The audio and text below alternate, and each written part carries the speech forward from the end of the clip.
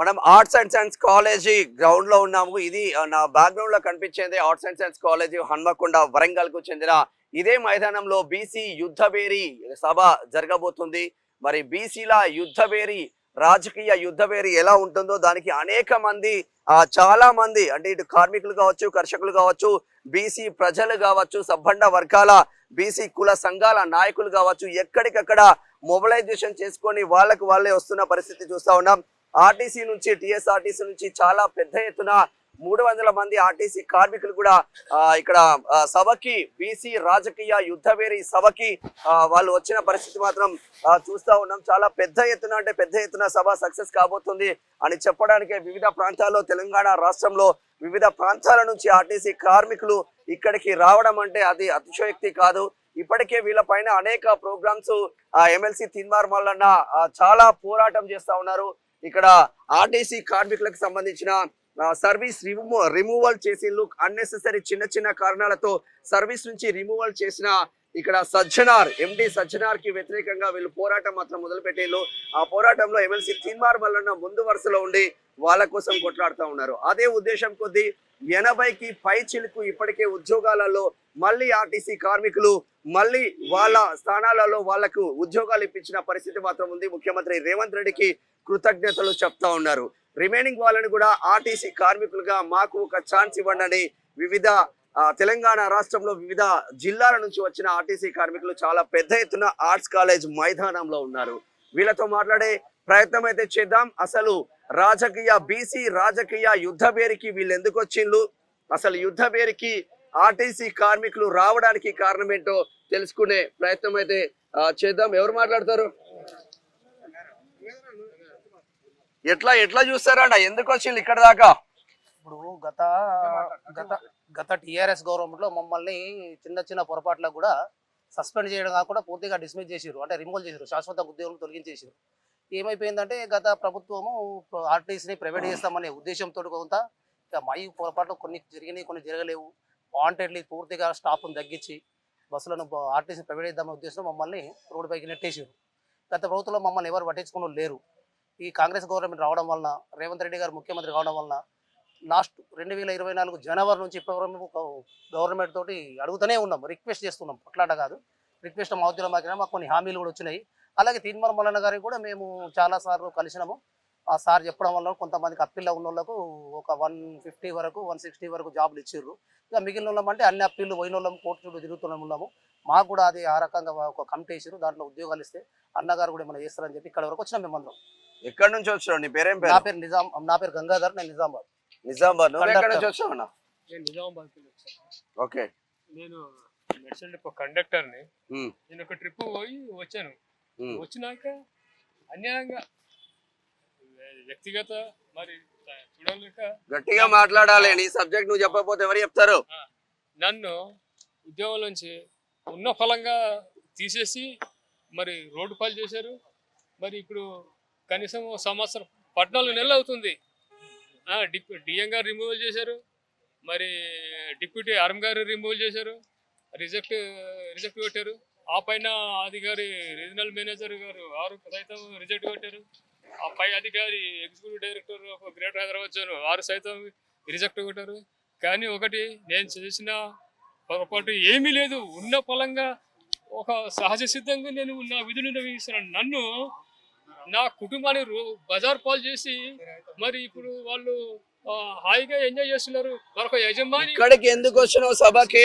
కాబట్టి ఈ విషయాన్ని మరి పెద్ద ఎత్తున మేమందరం గ్యాదర్ అయ్యి తీర్మాన్ మల్లన్న గారికి ఆయన సూచన మేరకు ఆయన ద్వారా మాకు న్యాయం జరుగుతుందని మరి మీ అందరికి. ఎక్కడి నుంచి వచ్చినావన్నా? హైదరాబాద్ జిల్లా జిరిమెట్లేదన్న. నా పేరు పాండు. మేము ఎందుకు రావడం అంటే ఇక్కడ తీన్మార్ మల్లన్న బీసీ సభ పెట్టి కాబట్టి నాకు వచ్చినాము. మాకు చిన్న చిన్న కారణం వల్ల గత ప్రభుత్వంలో ఆర్టీసీని ప్రైవేట్ చేద్దామని ఉద్యోగులను తప్పిద్దామని చెప్పి చిన్న కారణం వల్ల తీసేసిన.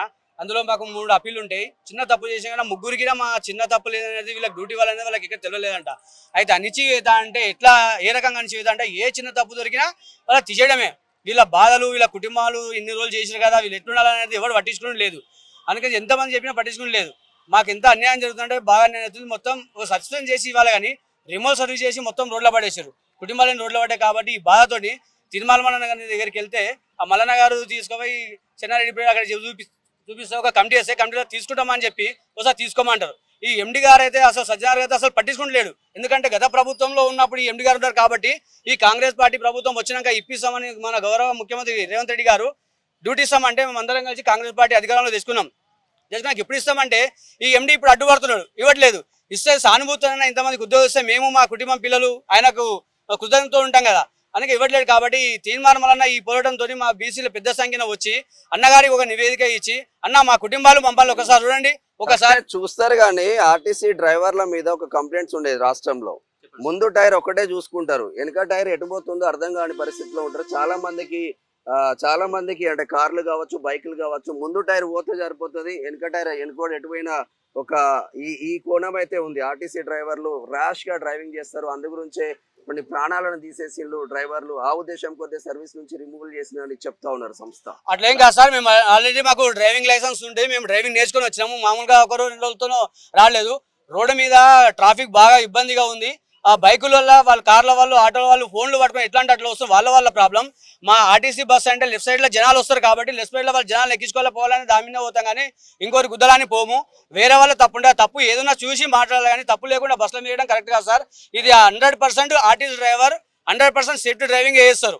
ఎవరైనా కావాలని గుద్దరు గిడ అలాంటి డ్రైవింగ్ అందరు నేర్చుకునే వస్తారు సార్. ఇలా ఇంకెవరు మాట్లాడతారు చెప్పనా? నేను Devarakonda depot RTC conductor sir. Nalgonda జిల్లా దేవరకొండ డిపో ఆర్టీసీ కండక్టర్. చెయ్యని నేరానికి ఘోరాతి ఘోరం 3 years సస్పెండ్ రిమూవ్ చేస్తారు. ఇప్పుడు వెనకాల పిల్లలు ఎదిగిన ఆడపిల్లల భవిష్యత్తు వాళ్ళంతా చూసుకోవాల్సిన బాధ్యత. అటు ఇటు కాకుండా మా జీవితాలు చండాలం చేసి పారేస్తారు సార్. మేము చేయను. ఒక శ్రీమూర్తి ఒక చోటకి తీసుకుని ఒక చోటకి ఓవర్ రైడింగ్ వచ్చింది. ఆవిడ తీసుకుని ఒక చోటకి మా దేవరకొండ చింతపల్లిగా తీసుకుంది. చింతపల్లి మాల్ వరకు ఓవర్ రైడింగ్ వచ్చింది. చెకింగ్ కూడా వచ్చినప్పుడు నేను పైసలు ఇచ్చాను, నేను ఇదే ఇచ్చాను అబద్ధం చెప్పేస్తుంది. ఇంకా దాన్నే పట్టుకొని చెకింగ్ వాళ్ళు ఆవిడకి వాళ్ళకి ఫైన్ ఇవన్నీ వేయకుండా మాకు మాత్రం కేసులు రాసి పారేస్తారు. దీంతో మా జీవితం అల్లకల్లంలో అయిపోయింది సార్. 32 ఏళ్ళు సర్వీస్ చేస్తా, కానీ లాస్ట్ 1 year ఉంది. మరి భవిష్యత్తు ఏదో ఇప్పుడు తీన్మార్ మల్లన్న గారి దండ పెడతా సార్. పట్టించుకుంటే కొద్దిగా మా భవిష్యత్తు ఉజ్వలంగా వికసిస్తాయి అన్న నమ్మకంతో ఇది అంతా మేము పద్మశాలి బీసీ బి కోటా కింద వస్తాం. ఇప్పుడు బీసీ ఇది పెట్టారు కాబట్టి అందరు ఐకమత్యంగా సార్కి కొద్దిగా సహకరించి ఇది చేస్తే మా భవిష్యత్తు కొద్దిగా వెలుగుతాయి అన్న నమ్మకంతో ధైర్యంతో మేము ఎందుకు ఇక్కడికి వచ్చి మెయిన్ అది సార్. సార్కి కొద్దిగా సహకరించి కోఆపరేషన్ బీసీలందరూ ఐకమత్యంగా సహకరిస్తే మనకు కూడా రాజకీయంలో మనకు వెలగవచ్చు అని చెప్పి మనలో ఇంకా చైతన్యం కలగలేదు సార్. మన బీసీలు అందరికీ ఐకమత్యంగా చైతన్యం కలగదు. కొందరు ఉండరు 5% వాళ్ళే రాష్ట్రాలు వెలిగి వాళ్ళంతా సర్వనాశనం చేస్తున్నారు. మన ఐకమత్యంగా కలిసి ఏదైనా చేయవచ్చు అని మనలో మనకు నమ్మకం ఉండాలి. సార్ పెట్టిన బీసీ కోటాలో అందరూ వచ్చి ఇది చేస్తే మనకు కొద్ది ధైర్యం కలుగుతుంది, న్యాయం జరుగుతుంది అన్న ఉద్దేశం విశాలంగా ఆలోచించి వచ్చాం సార్. అది కొద్దిగా సహకరించి మా జీవితాలు ఉజ్వలంగా వికసింప చేస్తారు అన్న నమ్మకంతో మేము వచ్చాము సార్. మీరు ఎక్కడి నుంచి వచ్చిన సార్? మేము నారాయణగఢ్ డిపో నుంచి. ఏం చేస్తాను సార్? నేను కండక్టర్. ఓకే, సభకి ఎందుకు వచ్చినావు?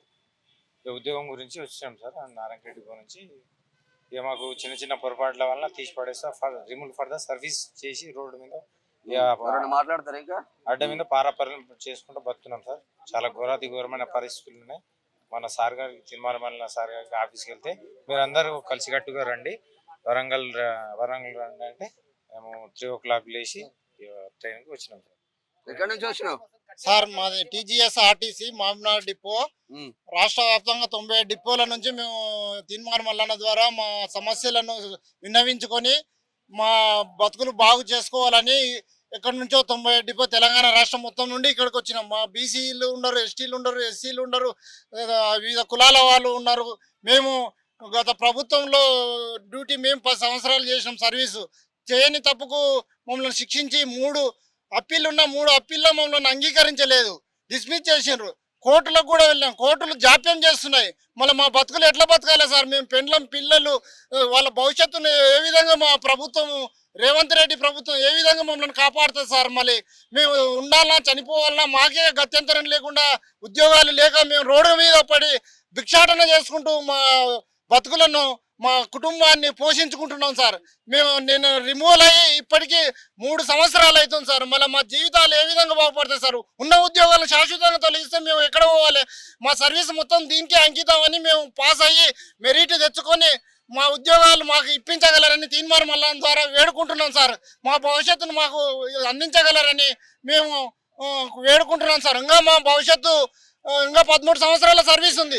మరి ఇప్పుడే తొలగిస్తే మేము ఏ విధంగా జీవించగలం సార్? కాబట్టి మమ్మల్ని ఆదుకొని మమ్మల్ని రక్షించి మా కుటుంబాలను, మా పిల్లలను, మా తల్లిదండ్రులను అందరినీ వృద్ధాప్య దశలో ఉన్నారు, వాళ్ళని ఏ విధంగా పోషించాలి? వాళ్ళు టెన్షన్లో బతుకుతున్నారు. టెన్షన్ నుండి తొలగించి మనల్ని విముక్తిని చేయగలరని మనవి చేస్తున్నాం సార్. ఓకే, ఎక్కడి నుంచి వచ్చారు మీరు? Gadwal depot sir. ఈ చిన్న కారణంతో మమ్మల్ని రిమూవ్ చేసారు సార్. ఈ మీటింగ్ బీసీ ఉద్యమ మీటింగ్ రావడం ముఖ్య కారణం ఏంటంటే ఎన్నడూ లేని విధంగా గత ప్రభుత్వం 10 ఏళ్ళు చేయని ప్రభుత్వం తీన్మార్ మల్లన్న వంటి యోధుల వల్ల ఈ రోజు బీసీ గణన కూడా చేయడం జరిగింది. అందుకే ఈ బీసీ గణన చేయడం కూడా మనకు మంచి పద్ధతి కాబట్టి బీసీ ఉద్యమం వల్ల మనకు ఉద్యోగాలు వస్తాయని మన తీన్మార్ మల్లన్న వేడుకుంటున్నాము. ఆ సార్ వల్లనే మేము ఈ రోజు సార్ కోసమే వచ్చాము. మేము ఈ బీసీ ఉద్యమం కోసం మేము ఫుల్ గా సపోర్ట్ చేస్తాం. మాకు ఉద్యోగాలు వచ్చినా రాకపోయినా ఈ బీసీ ఉద్యమాన్ని కట్టుబడి ఉంటాం. ఎందుకంటే మన బీసీ వాళ్ళు ఎప్పుడు అనగదొక్కుతున్నారు. మన ఖచ్చితంగా బీసీ ముఖ్యమంత్రి కావాలని నేను కోరుకుంటున్నాను. ఎప్పుడైనా సరే ఒక బీసీ ముఖ్యమంత్రి అయ్యేందుకు కూడా మేము ఉద్యోగం వచ్చినా మేము ఫుల్ సపోర్ట్ ఉంటామని ఈ విధంగా మేము మాటిస్తున్నాం తీర్మానం సార్. 300 మంది ఆర్టీసీ కార్మికులు వచ్చిండు. రాజేందర్ అన్న ఉన్నాడు. యూనియన్ ని మాత్రం వీళ్ళ కోసం కొట్లాడుతా ఉన్నాడు రాజేందర్ అన్న. మరి రాజేందర్ అన్నతో మాట్లాడే ప్రయత్నం అయితే చేద్దాము. ఎందుకంటే తను ఆల్వేస్ నేను చూసినప్పటి నుంచి ఎప్పుడు ప్రతి టైము కార్మికుల పక్షాన కొట్లాడుతూ ఉన్నారు. అసలు ఏం జరుగుతుంది ఆర్టీసీలో? బీసీ ఎస్పెషల్ గా బీసీ రాజకీయ యుద్ధ పేరుకి ఇంతమంది ఆర్టీసీ కార్మికులు ఎందుకు వచ్చారనేది ఒకసారి చూసే ప్రయత్నం అయితే